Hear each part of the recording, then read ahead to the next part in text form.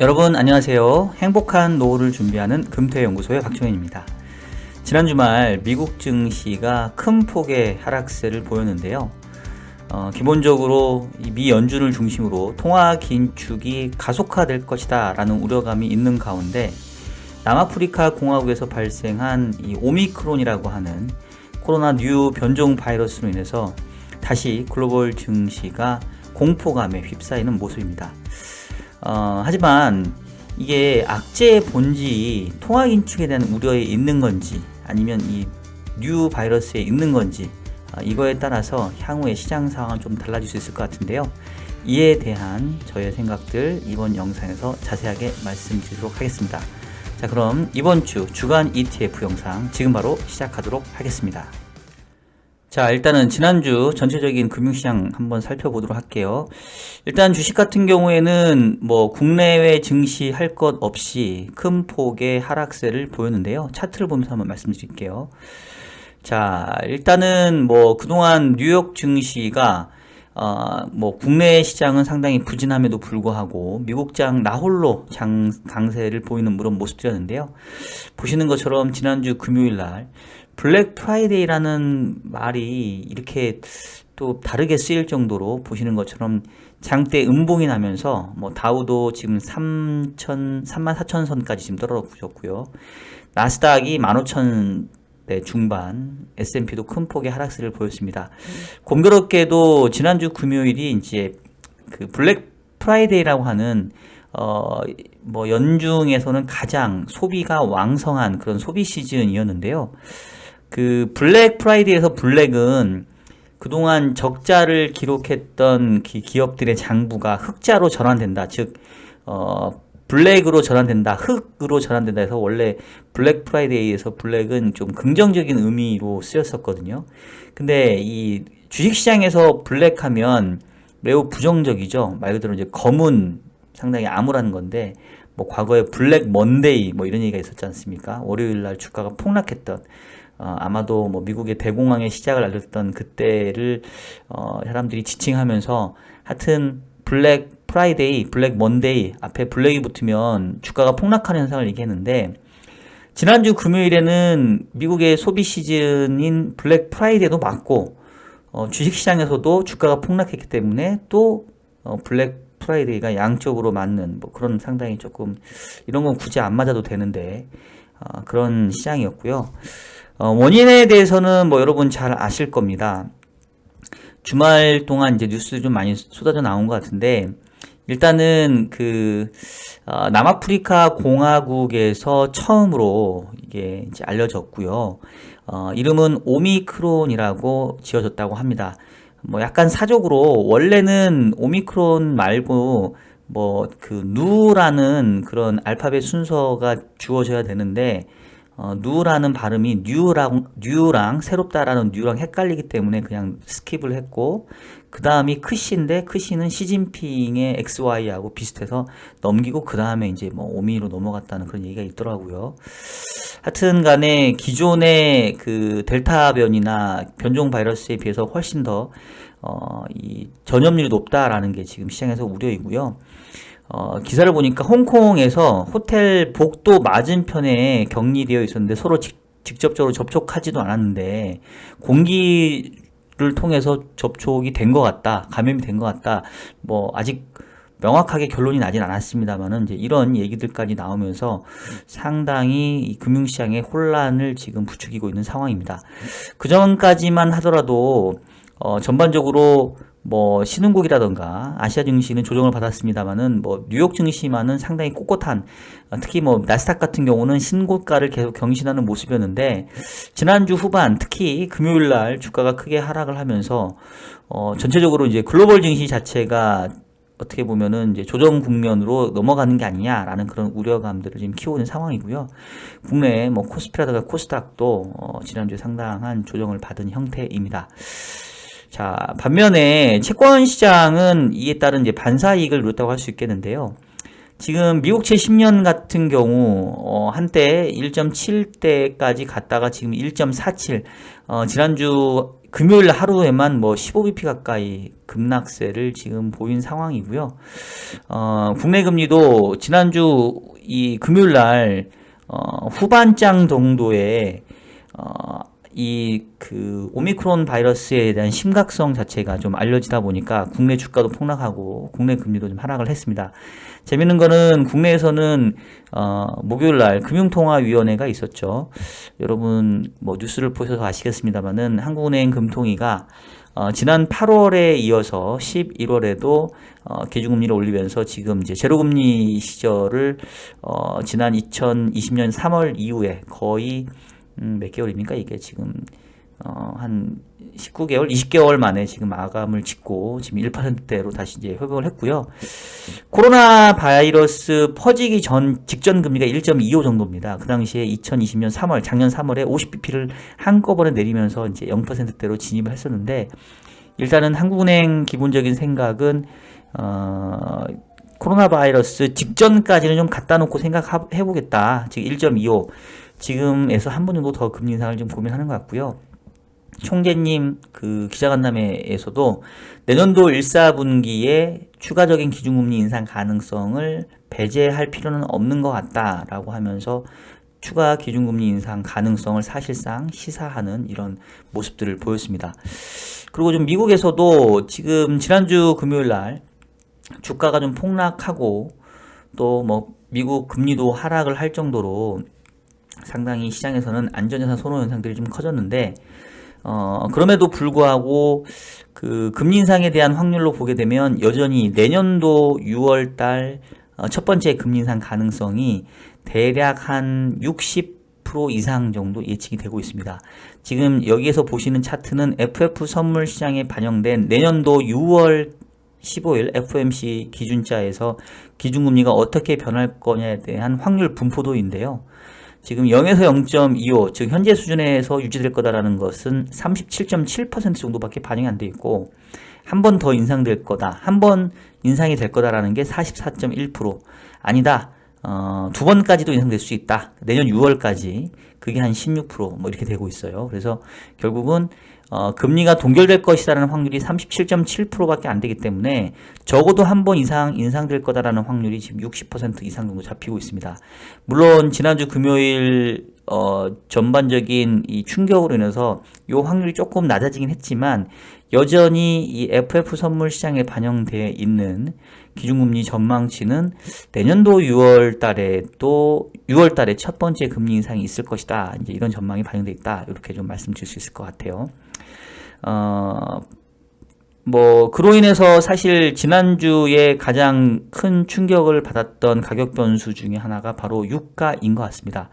지금 유가 차트를 보여드리면 이건 뭐 차트가 잘못된 거 아니냐라는 생각이 들 정도로 지금 10월 말께 85불 정도까지 갔던 유가가 잠시 80불대 트라이 하다가 미국 정부가 우방 국가들과 함께 전략 비축류 방출을 시사하면서 80불에서 좀 약간 흘러내렸고요. 사실 저는 이제 그럼에도 불구하고 뭐 70불대에서는 지지될 거다. 왜냐하면 전략 비축류 방출이 근본적인 어떤 그 수급상에서 크게 개선 요인은 아니고, 오펙 플러스 산유국들의 연합에서 만약에 전략 비축류 방출해? 그래, 그럼 우리는 이제 증산 안 해. 뭐 이런 식으로 지금 나설 걸로 좀 얘기가 됐기 때문에 유가가 다시 70불 중반에서 지지받고 약간 올라가는 텀이었는데 지난주 금요일 한 방에 지금 68불까지 빼버렸거든요. 뭐 그만큼 이제 이 오미크론이 확산될 경우에는 다시 글로벌 그 흔히 말하는 공급망의 병목 현상이 좀 심화될 거고, 이로 인한 어떤 유가 원유에 대한 수요가 좀 줄 거다라는 공포감들이 이제 크게 반영이 된 것 같고요. 뭐 다른 어떤 시장보다도 이 유가 국제 원유가가 상당히 큰 폭의 조정을 보였다. 이렇게 좀 지난주 시장을 좀 말씀드릴 수 있겠습니다. 자, 제가 이제 아까 서두에서도 말씀을 드렸는데, 자, 사실 이제 표면적으로만 놓고 보면 앞서 얘기했던 것처럼 미 연준에서 좀 긴축의 속도가 좀 가속화될 것이라는 우려들이 이제 그 전주에 있었어요. 제가 지난주에 영상 하면서 이제 달러 강세 언제까지 지속될 거냐라는 얘기를 하면서 결국은 그 전전 주말에 클라리다 부의장이 이 테이퍼링 속도를 내년도 가면 이제 가속화시켜야 되는 거 아니냐. 지금 11월과 12월은 150억 달러씩 해주고 있지만, 내년 1월 달 가서는 한 300억 달러로 2배씩 높여가지고, 원래는 150억 달러씩 하게 되면 내년 6월, 즉 8개월 동안에 테이퍼링을 통해서 양적 완화를 끝내는 스케줄이었는데, 너무 늦다. 왜냐면 지금 미국의 물가 상황이 심각하기 때문에 금리 인상을 좀 서둘러야 되고, 금리 인상을 하기 위해서는 일단 테이퍼링이, 즉 양적 완화가 끝나야 되거든요. 그래서 그러기 위해서는 테이퍼링 속도를 좀 높여야 되는 거 아니냐. 그러면 이제 내년 1월부터 300억 달러로 높이면 아마 4월 정도면 끝낼 수 있다. 그러면 이제 4월에 끝내고 내년 6월에 금리 인상, 뭐 이런 스케줄로 지금 시장에서 좀 얘기가 됐었단 말이에요. 그래서 처음에 전전 주말에 이제 그런 얘기 나왔었을 때만 하더라도 그게 크게 이상한 얘기는 아니지. 뭐 그만큼 성장이 괜찮고, 또 뭐 최근에 물가 상황 심각하고, 또 고용 지표가 지난주에 실업수당 청구 실적이 뭐 거의 몇십 년의 최저치까지 떨어지니까 뭐 이 정도면 뭐 통화 긴축하는 거 당연해. 이렇게 미국 시장 자체가 상당히 좀 덤덤하게 받아들였던 게 지난주 한 중반까지의 모습이었는데, 여기다가 이제 이 오미크론이라고 하는 변종 바이러스가 상당히 확산되고, 지난주 금요일이었나요? WHO에서 이 변이 바이러스에 대해서 이제 어떻게 그 판단할 거냐라고 회의를 했었는데, 이제 이거는 매우 그 감염률이 높다라고 이렇게 지정을 하게 되면서 아마 그게 트리거가 돼서 지난주 금요일 날 크게 시장이 흔들린 것 같습니다. 자, 근데 이제 제가 무슨 얘기를 하고 싶냐면, 이제 지난주 금요일만 보게 되면 이제 상당히 공포스럽잖아요. 뭐 지금 차트들이 다 이렇게 막 아래쪽으로 확 쏠리는 이런 모습들인데, 모양은 이제 이런 거죠. 미국이 통화 긴축을 강화할 거다. 즉 테이퍼링도 빠르게 할 거고, 금리 인상도 여전히 FF 선물 시장에 보게 되면 6월 인상 확률이 높게 유지되고 있다고 말씀을 드렸잖아요. 자, 그런 상황에서 이 오미크론이라고 하는 변종 바이러스까지 출현을 한다. 그러면 이제 흔히 말하는 설상가상이죠. 엎친 데 덮친 격으로 미국의 통화 긴축도 가속화되는데 여기다 대고 변종 바이러스까지 등장해서 다시 글로벌리 락다운이 돼? 그러면 이거는 뭐 지금 뉴스 어느 이렇게 보니까 다시 또 퍼펙트 스톰 뭐 이제 이런 걸 얘기하는데, 모든 악재가 한꺼번에 다 쏟아져 나와버리는 이 상황들을 막 지금 또 자극적인 기사들이 나오는 것 같은데, 그러면 사실은 지금 당장 뭐 모든 위험자산 지난주 금요일 날 조금 크게 빠지긴 했지만 더 빠지기 전에 다 손절치고, 그 다음에 이제 안전자산인 채권으로 다 도망가야 되는 판국이죠. 만약에 그 두 가지 악재가 동시에 발생한다면, 즉 미국이 금리 인상도 빨리 하고 이 상태에서 변종 바이러스가 확대돼 가지고 글로벌리 락다운이 다시 동시에 발생한다. 그러면 정말 주식이며 뭐 부동산이며 위험자산 다 팔고 채권, 국채 위주로 안전자산으로 다 도망가는 게 맞다고 저는 생각이 돼요. 근데 가만히 여러분 생각을 해보시면 이 두 가지 악재는 사실은 양립하기가 좀 어렵습니다. 무슨 얘기냐면, 이 오미크론이라고 하는 변종 바이러스가 확산이 된다. 그리고 그로 인해서 글로벌리 락다운이 다시 재개가 되고, 지금 벌써 그 남아프리카 공화국발 비행기는 다 지금 그 결항이 되고 다 이제 통제가 되는 상황인데, 이게 글로벌 전체적으로 다 확산이 된다. 미국도 그렇고 뭐 유럽도 그렇고 한국도 그렇고 다시 다 이제 봉쇄가 간다라고 하면 경기가 급격하게 냉각이 될 거고, 그런 상태에서 연준이 금리 인상도 가속화 못 하겠죠. 그렇게 같이는 안 간다라는 거예요. 왜냐면 벌써 지금 보여주는 게, 아까 제가 유가를 길게 설명드린 이유가 유가가 보여주잖아요. 유가가 지금 오미크론에 대한 공포감으로 인해서 폭락을 했습니다.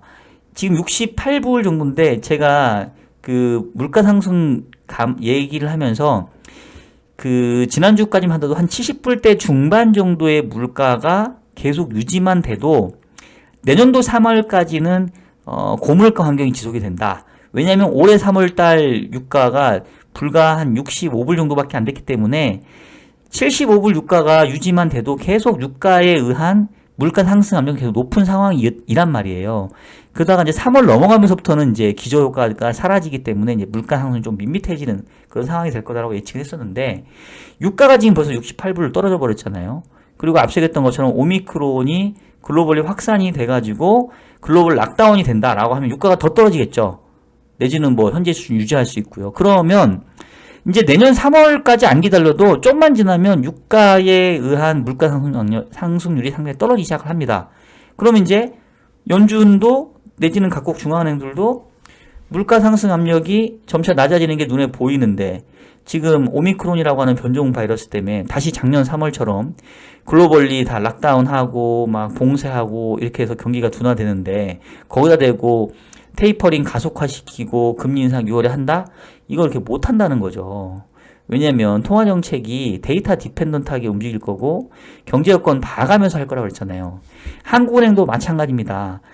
지난 금통위에서 한국은행 총재가 내년도 1분기에 추가 금리 인상 가능성 배제할 수 없다, 배제하지 않는다라고 얘기를 했는데, 만약에 이 오미크론 바이러스가 확산이 되면 내년도 1월이나 2월에 추가로 금리 인상할 수 있는 여건이 마련되겠냐고요. 안 된다는 거죠. 그렇죠?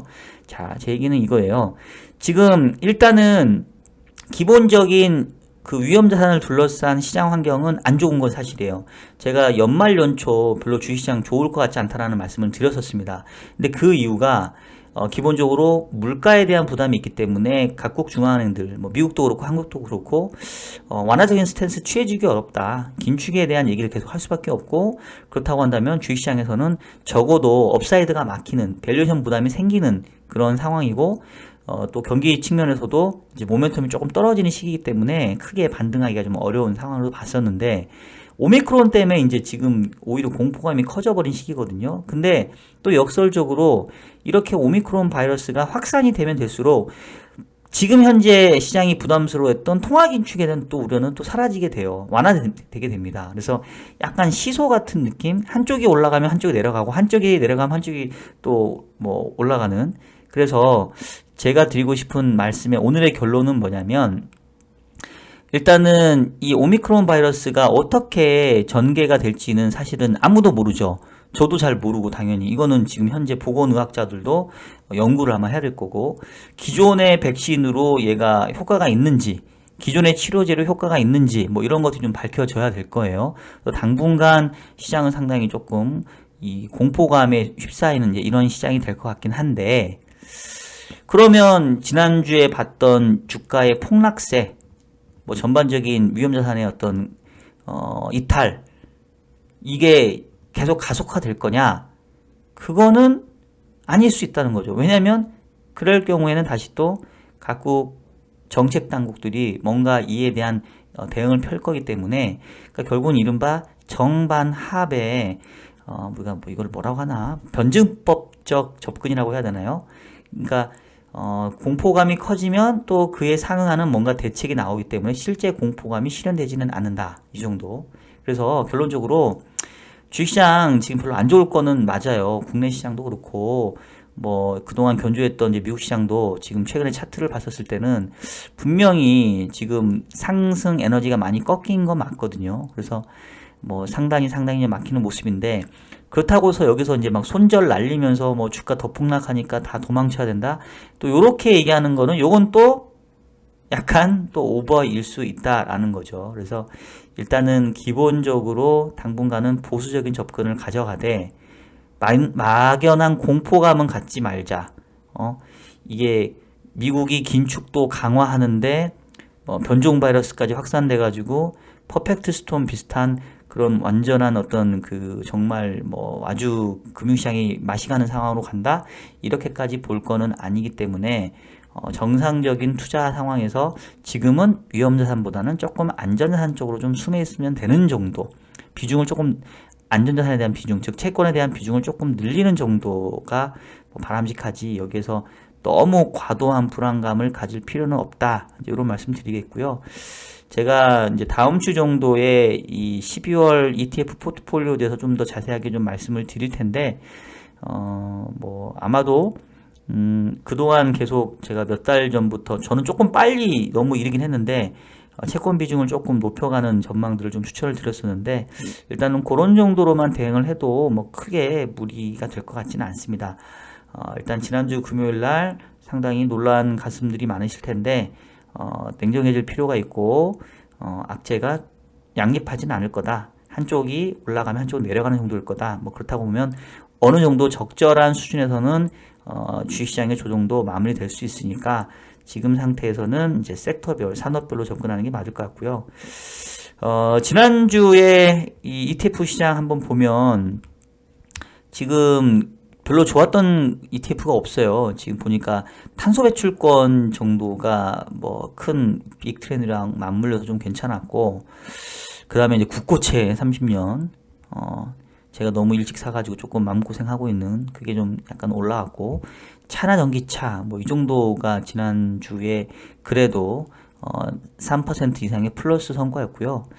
안 좋았던 종목들 보시면은 이제 지난주에 그 메타버스 관련된 그다음에 미디어 컨텐츠 게임주가 한번 크게 조정을 받았습니다. 이게 뭐 항상 그 돌아가면서 너무 한쪽이 치고 올라가면 또 이제 조정받는 그런 순환적인 모습인데요. 뭐 제가 봤을 때는 꺾였다기보다는 한번 좀 쉬어가는 정도로 보고 있고요.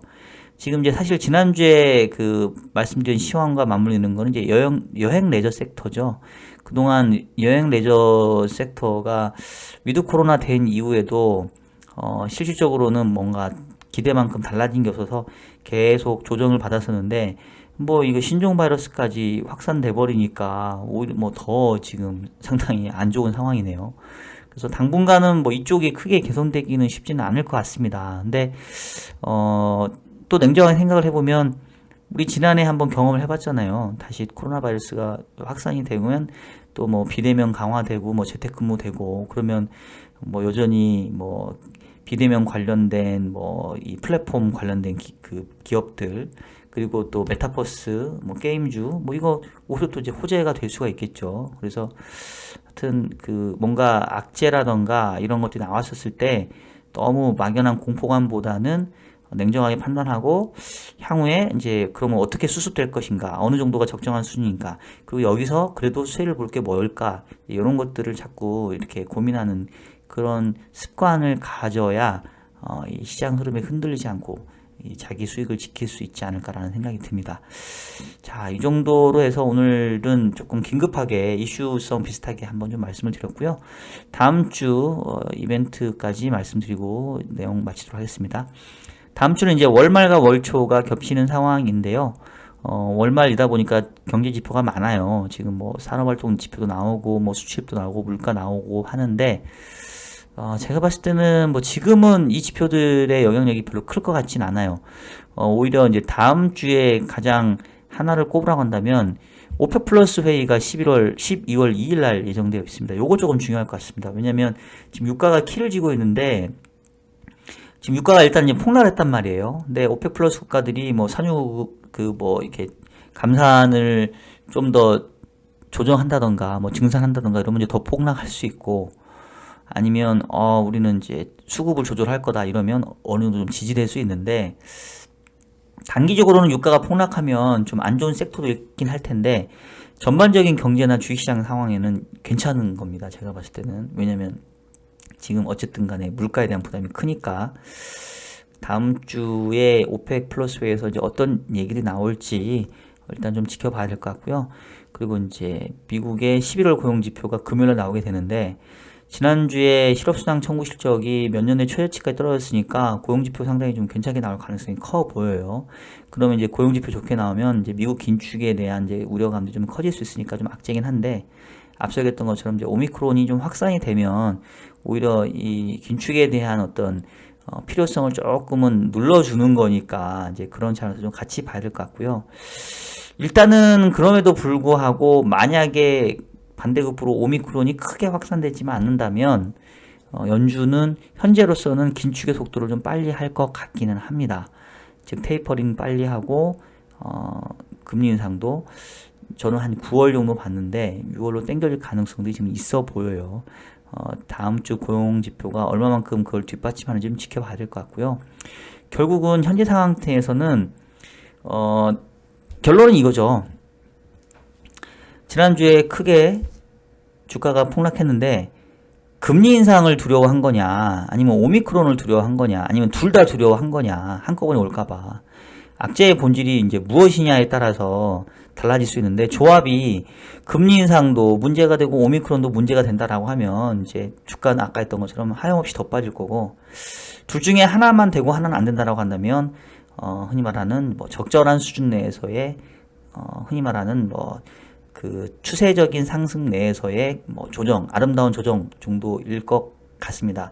근데 일단은 지금 시간에서는 오미크론이 확산이 되면 그 자체가 악재이기 때문에 여전히 위험자산은 좀 부정적일 거고요. 만약에 오미크론이 조금 수그러들면 연준의 긴축 스케줄이 강화될 거니까 그 자체가 부담이고, 그래서 결론은 연말 연초까지는 그렇게 위험자산 별로 이렇게 좋아 보일 것 같지가 않다. 계속해서 좀 말씀을 드리겠고요. 뭐 전체적인 포트상에서 리밸런싱을 한다고 한다면 위험자산보다는 안전자산 비중을 조금 높이면서 전반적으로 좀 균형 있는 포트를 가져가는 정도. 대신 아주 막 금융시장이 공포감에 휩싸이고 지난주 금요일에 봤던 것처럼 폭락하는 뭐 이렇게는 볼 필요는 없을 것 같다. 뭐 이런 정도로 여러분 좀 말씀을 드리도록 하겠습니다. 자, 오늘 조금 늦게 영상을 올리게 됐는데요. 자, 여러분 이번 한 주도 조금 월 초부터 스트레스를 좀 받게 생겼는데 잘 대응을 하시길 바라겠고요.